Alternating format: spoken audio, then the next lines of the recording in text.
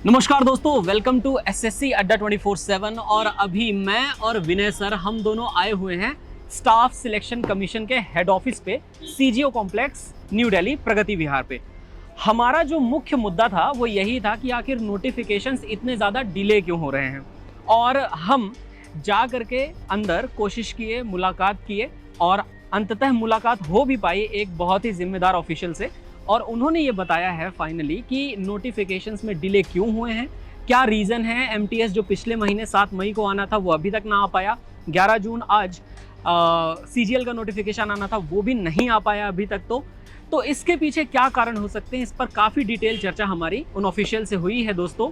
और विनय सर भी हमारे साथ अब बताएंगे कि आखिर ऐसा क्या है जिस वजह से ये सारे डिले हुए हैं। जी बिल्कुल। सबसे पहले तो देखिए, आप लोग को पता है कि एक मेजर जो डिले का रीज़न था आपके लोकसभा के इलेक्शंस थे। बिल्कुल। तो सबसे पहला तो रीज़न उन्होंने यही दिया, सबसे पहले बताया कि इलेक्शंस के चलते काफ़ी हमारे जो स्टाफ में लोग थे वो ड्यूटीज़ में बिजी रहे, तो उस वजह से पहले तो डिले का रीज़न ये बताया। दूसरा उन्होंने ये बताया कि अब जब ये सारी चीज़ें प्रक्रिया पूरी हो चुकी तो हमने प्रोसेस स्टार्ट कर दिया है, जिसमें सबसे पहले उन्होंने यही काउंटिंग कराई कि हमने एग्ज़ाम को रीशेड्यूल किया, वो आप लोग को अपडेट मिला है। और उन्होंने एक आश्वासन दिया लास्टली जब हम लोग की बात क्लोज हो रही थी कि उन्होंने कहा है कि 10 से 15 दिन के अंदर अंदर आपको प्रॉपर कोई ना कोई नोटिस के ज़रिए, या हो सकता है नोटिफिकेशन आ जाएगा तुरंत, और या किसी नोटिफिकेशन के ज़रिए ये बता दिया जाएगा कि अब आपका जो कैलेंडर था वो एक तरीके से रिवाइज़ हो चुका है, और अब कब आपका एमटीएस, सीजीएल और उसके आगे की वैकेंसीज़ के ऊपर भी थोड़ा सा एक इम्पैक्ट बताया है कि पड़ेगा।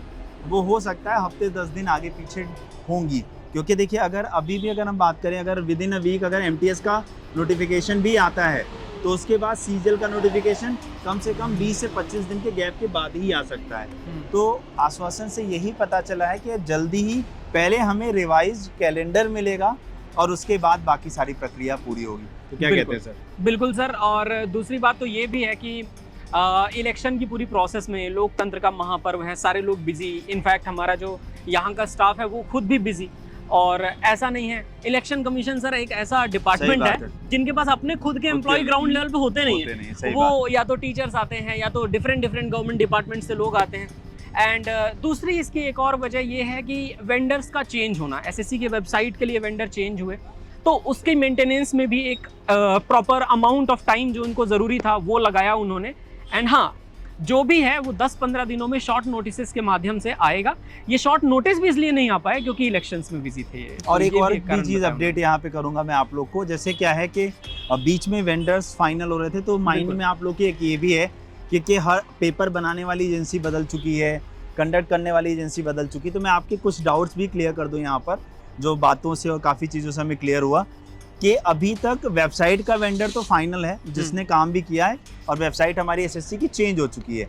लेकिन अगर हम लोग बात करें एग्ज़ाम कंडक्ट करने वाली एजेंसी, पेपर बनाने वाली एजेंसी अभी भी टीसीएस ही है, अभी वो फाइनल नहीं हो पाई थी। तो इस हिसाब से जो आपके सिलेक्शन पोस्ट का पेपर जो कि अपकमिंग 20 तारीख को है, उसका सीपीओ का फिर सीएचएसएल का वो कंडक्ट शायद आपके टीसीएस ही कराएगी, और टीसीएस ही कराएगी तो इससे एक अच्छी चीज़ ये है कि जो पेपर का लेवल अभी 2023 के पेपर में रहा है, जैसी हमारी तैयारी रही है वैसा ही हमारा पेपर का लेवल रहेगा। और ऑनेस्टली मतलब अब तैयारी जो आप लोगों की है वो बेहतर तरीके से करनी शुरू कर दीजिए। हम लोगों ने ये नोटिफिकेशन तो आपको दे ही दिया है, बाकी आधा काम एसएससी आपको करके देगा। एक और चीज़ भी ऐड करूंगा कि भैया देखो, अब एक चीज़ तो यहाँ से क्लियर हो रही है कि आपके नोटिफिकेशन जब भी आएंगे विद इन 2 मंथ्स आपका प्री जो पहला स्टेप का एग्ज़ाम होता है वो कंडक्ट होगा ही होगा, उसमें कोई दो राय नहीं है। तो पेपर की डेट्स में देखिए, इसीलिए एसएससी ने मंथ्स बताया था, कभी भी डेट नहीं बताई थी।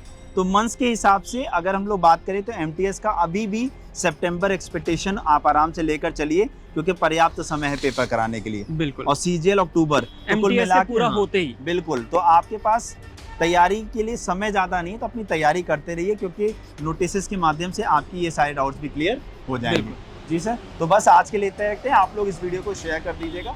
थैंक यू, धन्यवाद।